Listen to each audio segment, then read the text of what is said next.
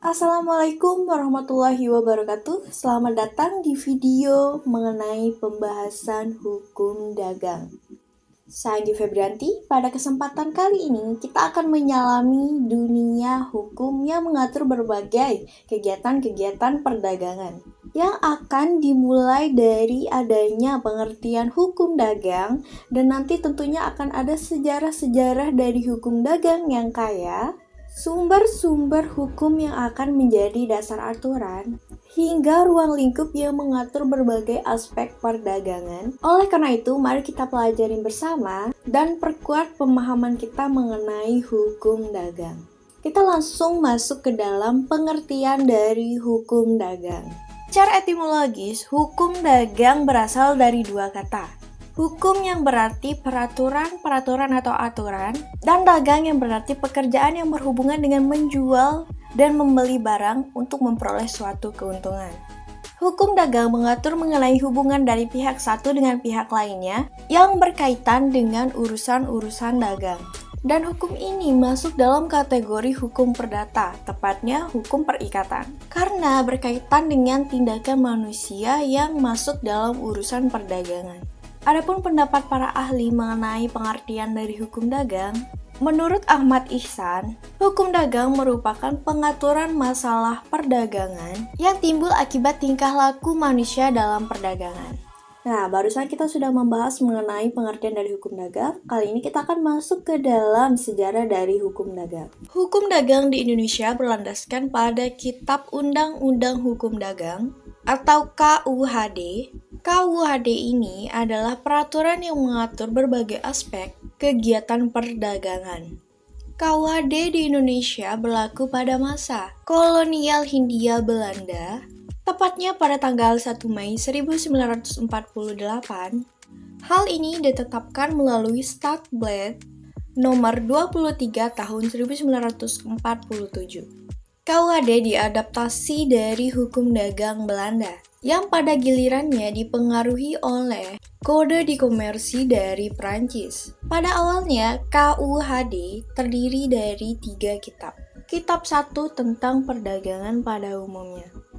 Kitab ini mencakup mengenai berbagai aturan-aturan umum yang berkaitan dengan perdagangan. Di dalamnya diatur hal-hal mengenai kontrak perdagangan, perseroan, perdagangan barang, dan juga jasa. Kitab kedua tentang hak dan kewajiban yang terbit dari pelayaran. Kitab ini mengatur mengenai hak dan kewajiban yang muncul dalam aktivitas pelayaran.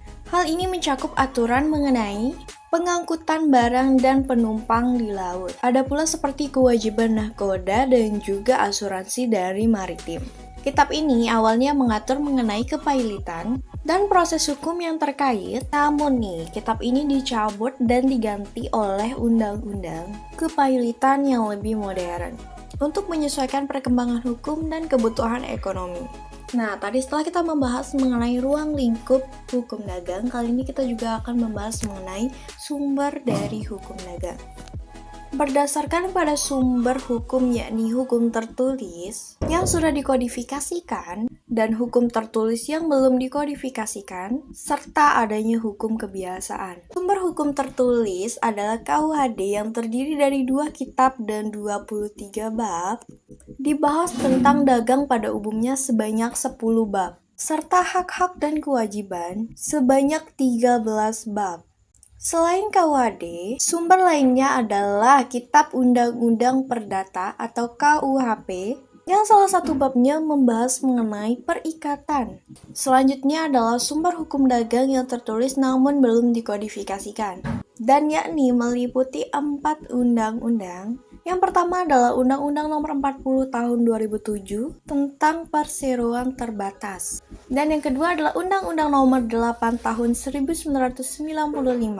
Undang-undang ini membahas tentang pasar modal.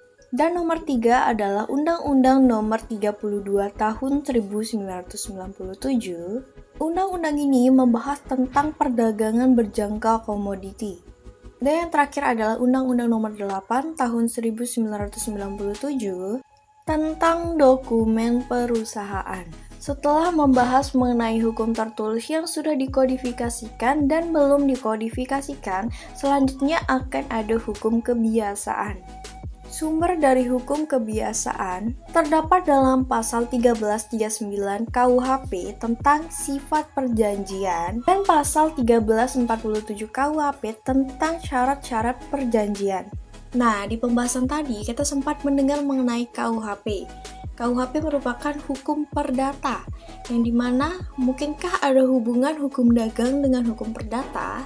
Tentu halnya mereka mempunyai hubungan. Oleh karena itu, saya akan memberikan pemahaman mengenai hubungan hukum dagang dengan hukum perdata.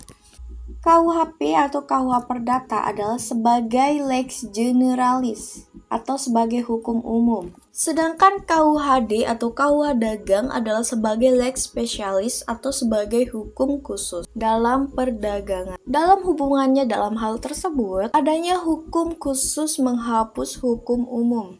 Dalam urusan dagang lebih menggunakan hukum dagang daripada hukum perdata. Oleh karena itu, apabila dalam perdagangan sudah diatur dalam hukum dagang, maka hukum perdata tidak berlaku.